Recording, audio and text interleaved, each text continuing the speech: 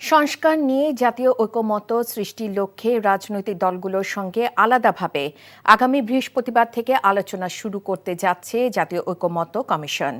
প্রথম পর্যায়ে বৃহস্পতিবার বেলা ৩টায় এলডিপির সঙ্গে আলোচনার সময় নির্ধারণ করা হয়েছে। পর্যায়ক্রমে অন্য দলগুলোর সঙ্গেও আলোচনার সময়সূচি ঘোষণা করা হবে।